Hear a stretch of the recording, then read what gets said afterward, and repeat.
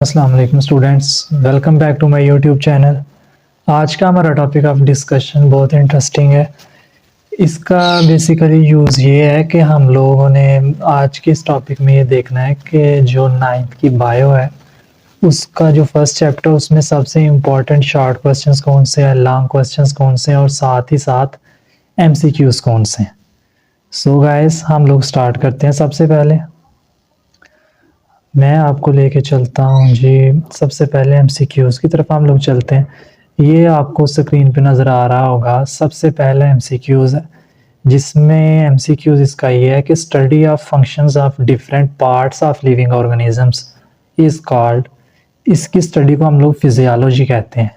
यहाँ पे short question ये भी आ सकता है, फिजियोलॉजी क्या होती है, तो ये डेफिनेशन उठा के लिख देनी है। इसका क्या हो गया हमारे पास, फिजियोलॉजी।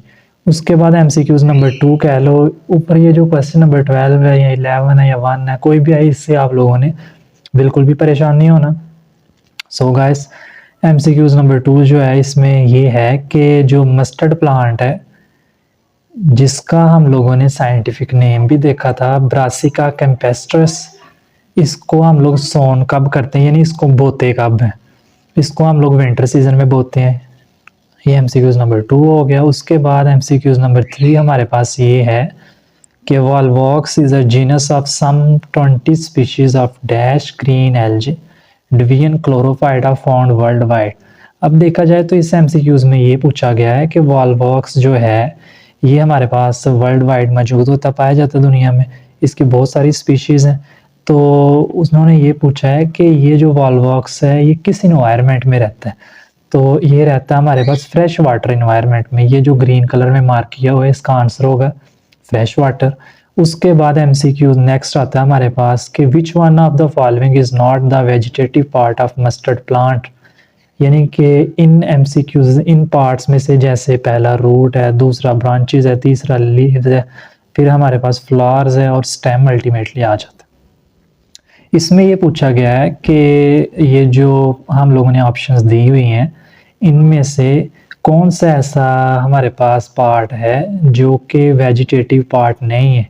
वो हमारे पास फ्लावर है, क्योंकि फ्लावर एक रिप्रोडक्टिव पार्ट है जो कि रिप्रोडक्शन में रोल प्ले करता है। सो इसका आंसर होगा फ्लावर्स।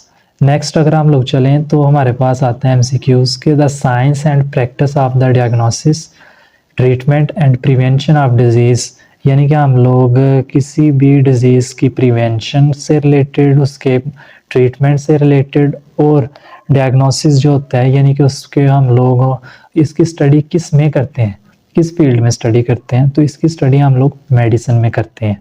ठीक हो गया।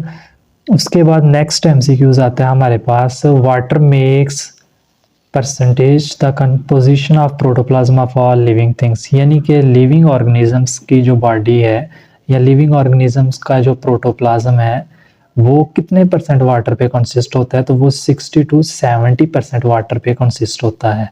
ठीक है गाइस, ये हमारे पास एमसीक्यूज हो गया। उसके बाद नेक्स्ट एमसीक्यूज आता है जी how much bio elements make 1% of total mass, यानी कि कितने बायो एलिमेंट्स हैं जो कि हमारे पास हमारी बॉडी का या टोटल मैस 1% बनाता है, वो 10 बायो एलिमेंट्स हैं। उसके बाद नेक्स्ट एमसीक्यूज आता है the branch of biology which deals with the study of animals is called zoology. फिर उसके बाद नेक्स्ट एमसीक्यूज आता है जी which one of following is not the vegetative part of mustard plant, ये फ्लावर्स, ये पहले वाला ही रिपीट हो गया जी यहाँ पे। ये हमारे पास एमसीक्यूज थे जिसमें हम लोगों ने ये देखे हैं कि जो इंपॉर्टेंट एमसीक्यूज हैं ये हमने देख लिया। उसके बाद शॉर्ट क्वेश्चंस की बारी आ जाती है। सबसे पहला शॉर्ट क्वेश्चन आता है कि डिफाइन कम्युनिटी। कम्युनिटी क्या होती है? कम्युनिटी जो है ये हमारे पास बहुत सारी पॉपुलेशन से मिलकर बनी होती है। जब बहुत सारी पॉपुलेशंस एक इन्वायरमेंट में रहती हैं, उनकी आपस में इंटरेक्शन होती है, तो उसके रिजल्ट में कम्युनिटी बनती है। जैसे इसके एग्जांपल्स में एक फॉरेस्ट कम्युनिटी है, वहाँ पर different plants, animals, fungi, micro organisms वगैरह रहते हैं और वो एक कम्युनिटी बना देते हैं।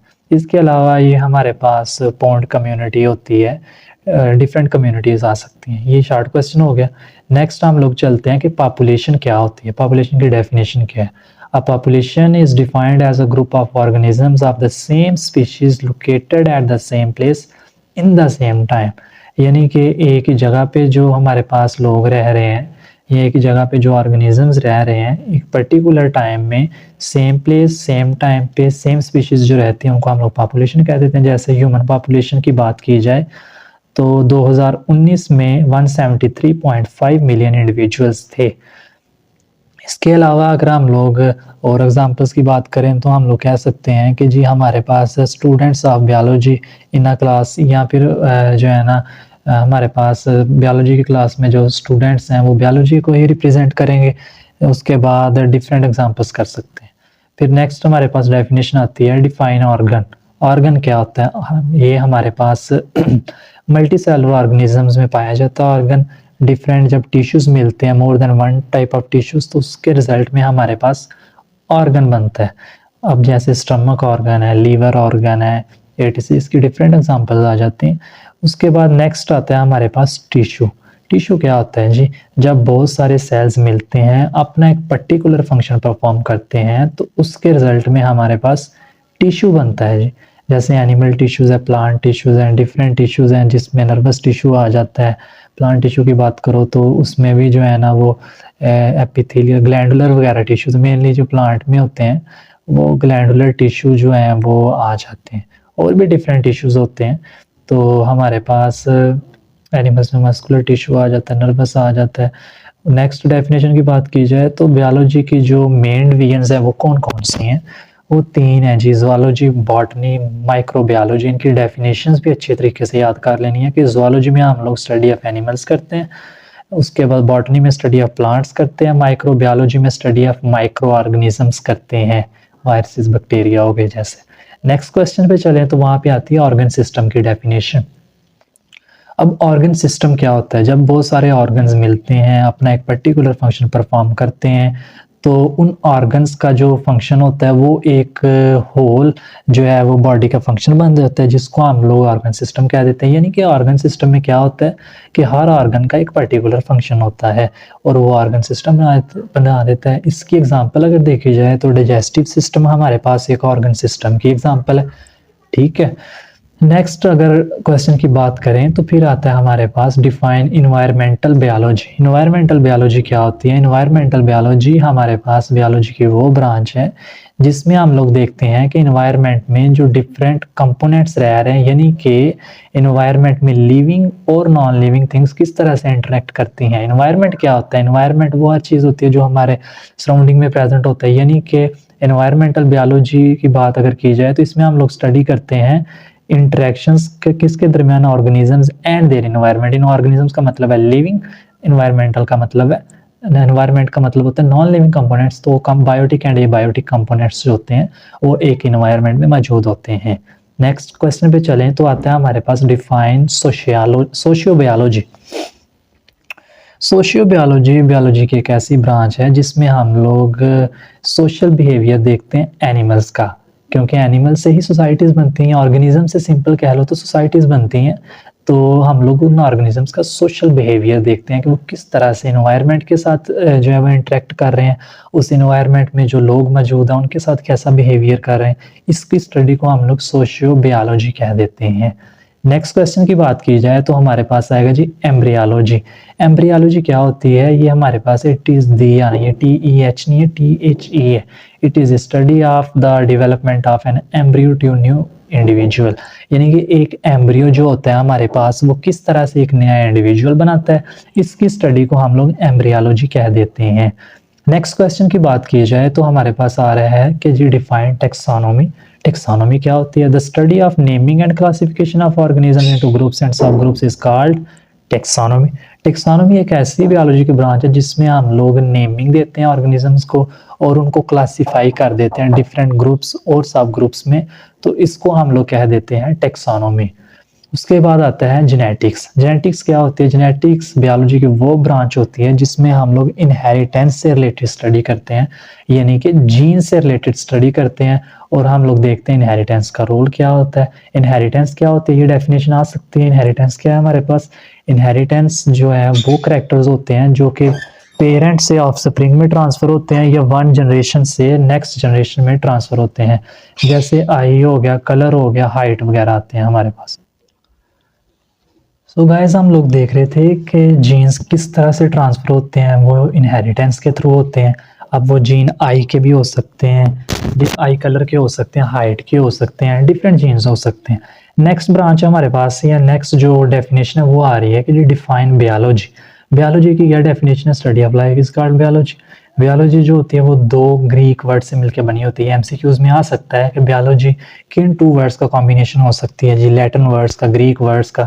2 वर्ड्स है, नंबर 1 बायोस है जिसका मतलब लाइफ होता है, जबकि दूसरा लॉगस है जिसका मतलब थॉट और रीजनिंग, यानी कि उसके बारे में हम लोग इन्वेस्टिगेट करते हैं, स्टडी करते हैं। इसकी स्टडी को हम लोग बायोलॉजी कह देते हैं। नेक्स्ट डेफिनेशन देखते हैं जी, ऑर्गेनेली क्या होती है? ऑर्गेनेली क्या है? जब बहुत सारे बायोमॉलिक्यूल्स आपस में मिलते हैं तो उनके रिजल्ट में ऑर्गेनेली बनती है। यानी कि बायोमॉलिक्यूल्स किसी पर्टिकुलर अरेंजमेंट की फॉर्म में जब खुद को अरेंज करते हैं एक पर्टिकुलर जो है वो सीक्वेंस में, तो उसके रिजल्ट में सब सेलुलर स्ट्रक्चर्स बनते हैं। उन सब सेलुलर स्ट्रक्चर्स को हम लोग ऑर्गेनेली कह देते हैं। ठीक है। डिफरेंट प्लांट ऑर्गेनेलिज भी होती हैं, एनिमल ऑर्गेनेलिज भी होती हैं। प्लांट ऑर्गेनेलिज की बात करो तो उसमें हमारे पास ये प्लास्टिड आ जाती है, एनिमल की न्यूक्लियस, ये डिफरेंट आ जाते हैं। ये जो है ना इतना डिटेल में हम लोग अभी जो नेक्स्ट वीडियो आएंगे उसमें मैं बताऊंगा। अभी इसका ये है कि इंट्रो से रिलेटेड टॉपिक है, तो इसलिए हम लोगों ने इसको उसी के अकॉर्डिंग देखना है।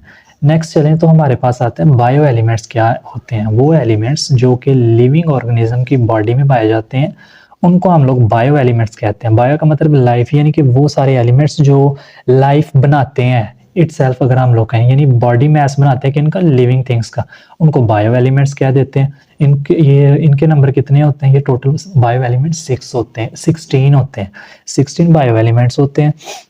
अब जो बायो एलिमेंट्स होते हैं, कुछ मेजर एलिमेंट्स होते हैं, कुछ माइनर होते हैं, कुछ ट्रेस होते हैं। इनकी डिटेल्स जो है वो लेक्चर्स में मैंने दी हुई हैं। अगर आपने डिफरेंट जो है वो क्वेश्चन से रिलेटेड डिटेल में देखना तो आप डिस्क्रिप्शन में मैं जो है वो नीचे लिंक दे दूंगा, उसमें आप देख सकते हैं इजीली। नेक्स्ट क्वेश्चन हमारे पास आ रहा है जी, quote a verse from Holy Quran that hints at common origin of all living things. एक ऐसी जो है वो कुरान पाक की आयत लिखो जिसमें जो है वो हमें ये बताया जाए कि लिविंग थिंग्स जो है उनका एक कॉमन ओरिजिन था। जैसे at many places in Holy Quran Allah hints about the common origin and characteristics of living organisms. अल्लाह ताला ने जो है ना वो कुरान पाक में बहुत सारी जो है मकामात पर इस चीज़ को वाज़ा फरमाया कि जो है ना हमारे पास लिविंग ऑर्गेनिजम्स का एक कॉमन ओरिजिन है। जैसे वर्स है जी, we made every living thing from water. हमने तमाम जो है वो जानदार चीज़ों को पानी से पैदा की। ये सूरह अंबिया में वर्स नंबर 30। ये क्वेश्चन आएगा तो इतना लिखना है लाजमी, यहाँ से लेके यहाँ तक। क्लियर हो गया?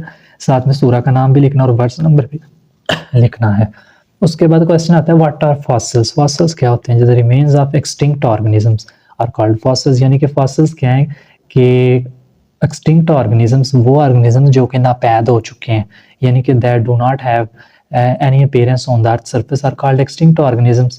उनको हम लोग कह देते हैं, उनके फॉसिल्स हैं। फॉसिल्स क्या होते हैं? ये हमारे पास रिमेन्स होते हैं, रिमेन्स ऑफ एक्सटिंक्ट ऑर्गेनिज्म, यानी डेड उनके ऊपर जब जो है उनकी डेथ हो जाती है ऑर्गेनिजम्स की पहले, तो उसके रिजल्ट में उन ऑर्गेनिज्म में क्या होता है जी, उन ऑर्गेनिज्म में हमारे पास जब डेथ हो जाए तो डिकम्पोजर्स उसके ऊपर जो है ना वो डिकम्पोजिशन करते हैं, तो उसके रिजल्ट में फॉसिल्स बन जाते हैं। नेक्स्ट क्वेश्चन आएगा व्हाट डिफाइन बायोमॉलिक्यूल। बायोमॉलिक्यूल क्या होता है? The stable particle which is made up of atoms of bio element, जिसमें कार्बन, नाइट्रोजन, सल्फर।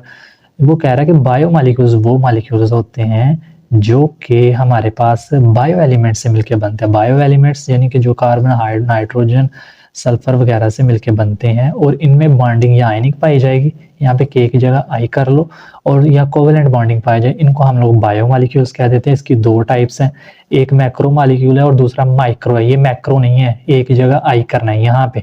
एक मैक्रो मॉलिक्यूल है और दूसरा माइक्रो मॉलिक्यूल्स। अब इनको डिटेल से भी हम लोग नेक्स्ट क्वेश्चन आएगा उसमें देख लेते हैं। सो बायोमॉलिक्यूल्स कौन से होते हैं? ये स्टेबल पार्टिकल होते हैं जो कि बायो एलिमेंट से मिलकर बने होते हैं, इनमें आयनिक या कोवेलेंट बॉन्ड पाया जाता है। नेक्स्ट क्वेश्चन आएगा जी what is microbiology. Microbiology biology की वो डिवीजन है जिसमें हम लोग माइक्रो ऑर्गेनिज्म की स्टडी करते हैं। जैसे बैक्टीरिया, इसकी एग्जांपल दे सकते हो, these are called micro organism. So the study of these micro organisms is called microbiology.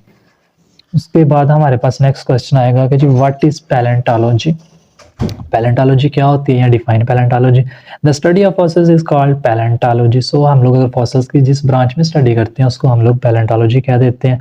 फिर उसके बाद फॉसिल्स क्या होते हैं, ये पहले भी क्वेश्चन बताया था, remains of extinct organisms are called fossils. Clear हो गया। नेक्स्ट क्वेश्चन देख लो जी, what do you mean by horticulture and how it is related to agriculture. ये क्वेश्चन जो है वो काफ़ी रिपीट हुआ है। हॉर्टिकल्चर क्या होता है, इसमें हम लोग गार्डनिंग से रिलेटेड देखते हैं। जो एक हॉर्टिकल्चरिस्ट वो बंदा होता है जो कि जो है ना वो गार्डनिंग कर रहा होता है, यानी कि एक बायोलॉजी पढ़ने वाले को बायोलॉजिस्ट कहते हैं हम लोग। इसी तरह से जो हॉर्टिकल्चर का वर्क करता है उसको हम लोग कहते हैं हॉर्टिकल्चरिस्ट, जो कि वर्क कर रहा है किसके लिए, जो हमारे पास ऑलरेडी वेराइटीज़ मौजूद हैं उन पे वर्क करता है और उसके रिजल्ट में न्यू वेराइटीज़ प्रोड्यूस करता है।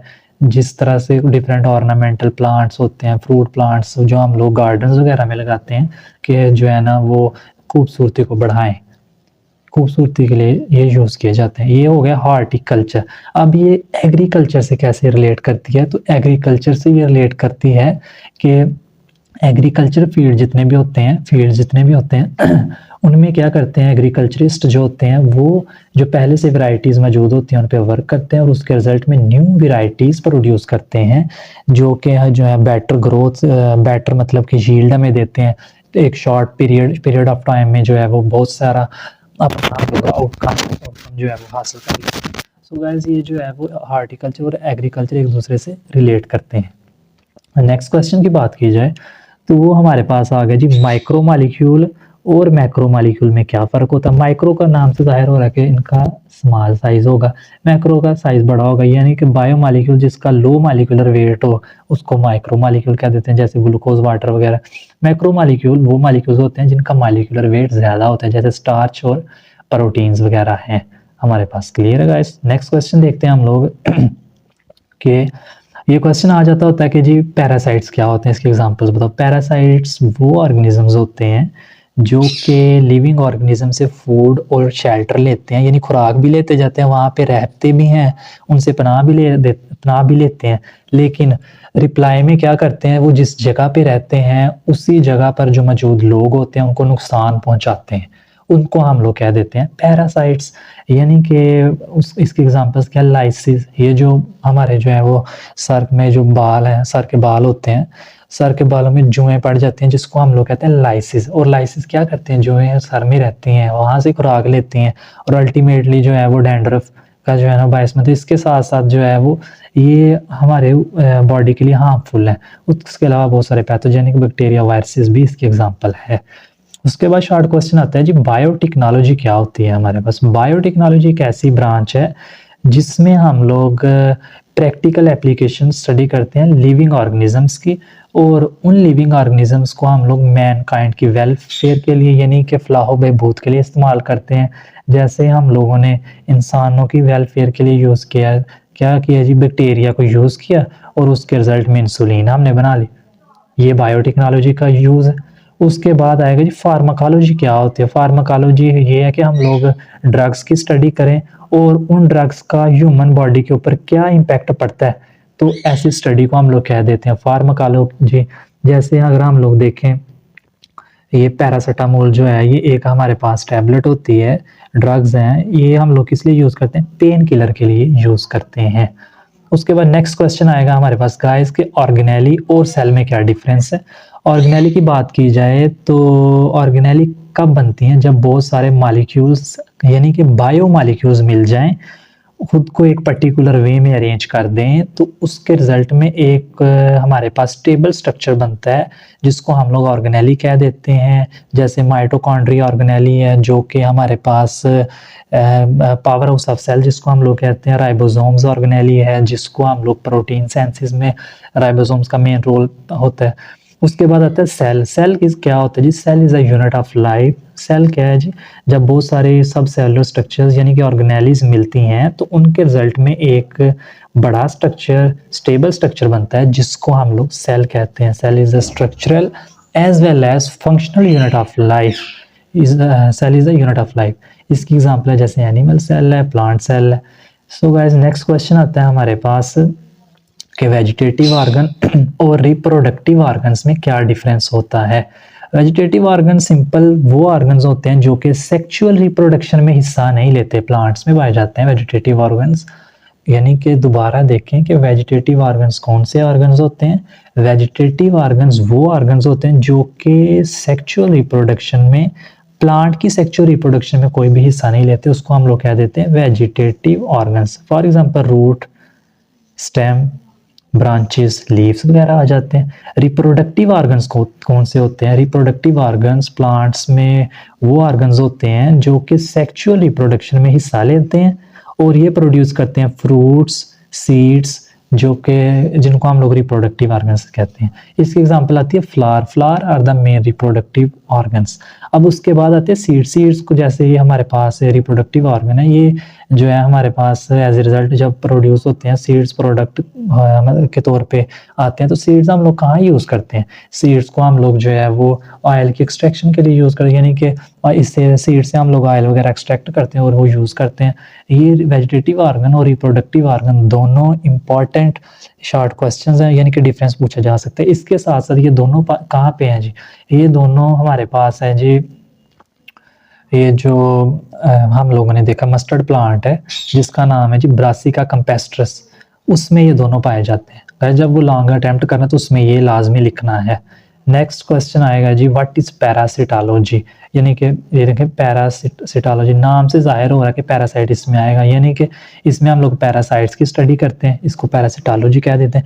जब ये क्वेश्चन अटेम्प्ट करना है तो इसको कैसे करना है कि पैरासिटोलॉजी की डेफिनेशन लिखनी है, branch of biology which deals with the study of parasite. उसके बाद पैरासाइट्स वर्ड आ गया ना, अब पैरासाइट की डेफिनेशन भी लिखनी है कि parasites are the organism that take food and shelter from living host and in return harm them. और उसके साथ उनकी एग्जांपल भी लाजमी लिखनी है कि जैसे लाइसिस, मॉस्किटो, ये जो बैक्टीरिया वगैरह होते हैं डिफरेंट, तो ये इसकी एग्जांपल हो जाएगी। नेक्स्ट क्वेश्चन आता है हमारे पास कि जनाब व्हाट इज स्पीशीज। स्पीशीज क्या होती है जी? स्पीशीज जो है ये ग्रुप ऑफ ऑर्गेनिज्म से कंसिस्ट होते हैं जो कि इंटरब्रीडिंग करने की एबिलिटी भी रखती हैं और उसके रिजल्ट में ये ऑफस्प्रिंग प्रोड्यूस करते हैं। इनको हम लोग स्पीशीज कह देते हैं। जैसे इसके एग्जांपल में आप लोग लिख सकते हैं कि ह्यूमन स्पीशीज, होमो सैपियन, लेकिन यह है कि ह्यूमन स्पीशीज लिख इतना ही इनफ है। नेक्स्ट क्वेश्चन आता है हमारे पास कि व्हाट इज इम्यूनोलॉजी। नाम से जाहिर हो रहा है कि ये इम्यूनोलॉजी इम्यून सिस्टम के बारे में बताएगा। इम्यून देखो the study of immune system of animals, ये एनिमल्स के इम्यून सिस्टम के बारे में स्टडी करता है। इम्यून सिस्टम का क्या काम है? इम्यून सिस्टम जो है वो डिफेंड करता है, यानी कि बॉडी जो हमारी बॉडी है, जैसे ह्यूमन बॉडी की अगर बात करें तो इसमें भी इम्यून सिस्टम मौजूद होता है। इसमें जो इम्यून सिस्टम मौजूद होता है वो सिंपल वाइट ब्लड सेल्स की फॉर्म में मौजूद होता है जो कि हमारी बॉडी को माइक्रोब से या माइक्रो ऑर्गेनिज्म से प्रिवेंट करता है। इसकी स्टडी को हम लोग इम्यूनोलॉजी कह देते हैं। इसमें एग्जांपल लिखो लाजमी कि इम्यून सिस्टम में वाइट ब्लड सेल्स आते हैं। नेक्स्ट आता है हमारे पास question what is biosphere level. Biosphere का मतलब होता है हम लोग पूरी दुनिया की बात करेंगे, बायोस्फीयर होल वर्ल्ड की बात करेंगे, ग्लोब की बात करें। The part of earth inhabited by organism communities is known as biosphere, यानी कि ये वो पार्ट है जो कि हमारे पास ऑर्गेनिज्म कम्युनिटी के साथ भरा होता है, यानी कि वहाँ पे हैबिटेट क्या होता है हमारे पास, जहाँ पे जो है ना वो ऑर्गेनिज्म रहते हों, उसको हम लोग बायोस्फीयर कह देते हैं। अब इसमें क्या आ जाता है, इसमें तमाम तरह के इकोसिस्टम्स आ जाते हैं। इकोसिस्टम क्या होता है, यहाँ पे ये डेफिनेशन आ सकती है। इकोसिस्टम की डेफिनेशन ये लिखी हुई है ब्रैकेट में, यहाँ से लेके यहाँ तक। इकोसिस्टम क्या है हमारे पास? इकोसिस्टम है areas where living organism interact with non living components of environment. अब लिविंग कंपोनेंट्स होते हैं बायोटिक कंपोनेंट्स, बायोटिक कंपोनेंट्स होते हैं प्रोड्यूसर्स, कंज्यूमर्स, डीकम्पोजर्स, ह्यूमंस जैसे कर लो सपोज कि बायोटिक कंपोनेंट है। तो नॉन लिविंग कंपोनेंट कौन सा? नॉन लिविंग हमारे इर्द गिर्द क्या मौजूद है जी? एयर मौजूद है, ये सनलाइट मौजूद है। इसके साथ साथ और भी कंपोनेंट आप जो है वो नॉन लिविंग कंपोनेंट्स में लिख सकते हो। तो अगर हम लोग यहाँ पे क्वेश्चन आ सकते हैं कि what is a zone of life on earth, तो फिर ये सारा ही लिखना। क्लियर है गाइस? नेक्स्ट क्वेश्चन आता है हमारे पास कि हैबिटेट क्या होता है और ये किस तरह कम्युनिटी से डिफरेंट है। हैबिटेट के बारे में पहले हम लोग देखते हैं। हैबिटेट वो एरिया होता है एनवायरनमेंट का जिसमें लिविंग ऑर्गेनिजम्स रहते हैं, यानी कि हैबिटेट क्या है? Habitat is the area of an environment in which organisms live या in which organism lives। उसके बाद कम्युनिटी आती है। कम्युनिटी कब बनती है? कम्युनिटी तब बनती है जब बहुत सारी पॉपुलेशंस आपस में इंटरेक्ट करें, या community is an assemblage of different populations और हमारे पास कम्युनिटी में क्या होता है जी, इन्वायरमेंट में बहुत सारे जो है वो पॉपुलेशंस रह रही होती हैं। पॉपुलेशंस कब बनती हैं? जब बहुत सारे ऑर्गेनिज्म या इंडिविजुअल्स आपस में इंटरेक्ट करें। तो उसके बाद कम्युनिटी में हमारे पास जो है वो पॉपुलेशंस के जो है वो इंटरेक्शन आ जाता है। जबकि हैबिटेट की अगर हम लोग बात करें तो उसमें सिर्फ और सिर्फ लिविंग एरिया आता है। जैसे मैंने यहाँ पे बताया ना, हैबिटेट क्या है, ये हमारे पास ऑर्गेनिजम्स का लिविंग पार्ट होता है। नेक्स्ट क्वेश्चन आएगा जी, स्पीशीज क्या होती है? ये पहले बता चुका हूँ, डेफिनेशन रिपीट हुई है गाइस, वही कर लेनी है जो पहले सेम। नेक्स्ट क्वेश्चन की बात करो तो ये है जी, बायोलॉजी क्या होती है? तो इसके जो है वो कितने वर्ड से जो है वो ये मिलके बनी हुई है बायोलॉजी जो टर्म है। पहले भी ये क्वेश्चन आया, तो बायोलॉजी कितने टर्म से है जी? 2 ग्रीक वर्ड से मिलकर बना। ये एमसीक्यूज आ सकता है कि ग्रीक वर्ड से या लैटिन वर्ड से। ग्रीक वर्ड से मिलकर बना होता है। बायो का मतलब लाइफ होता है, लॉगस का मतलब थॉट और रीजनिंग होता है। सो हम लोग बायोलॉजी किसको कहेंगे जी? Scientific study of life is called biology. उसके बाद क्वेश्चन यहाँ पे गाइस ये बनता है कि what is the benefit of study of living things? हम लोग जो लिविंग थिंग्स को स्टडी करते हैं, इनको स्टडी करने का हमें जो है वो क्या फायदा होता है? इनको स्टडी करने का हमें ये फायदा होता है कि हम लोग जो है, पहले तो ये कि हम लोग नेचर को अप्रिशिएट करते हैं कि जी हमें जो है ना वो डिफरेंट ऑर्गेनिजम्स के बारे में पता चल रहा है। यानी कि हम लोग डिफरेंट ऑर्गेनिज्म के स्ट्रक्चर के बारे में जानते हैं, फंक्शंस के बारे में जानते हैं, और उन लिविंग ऑर्गेनिजम्स के डिफरेंट एस्पेक्ट्स के बारे में जानते हैं।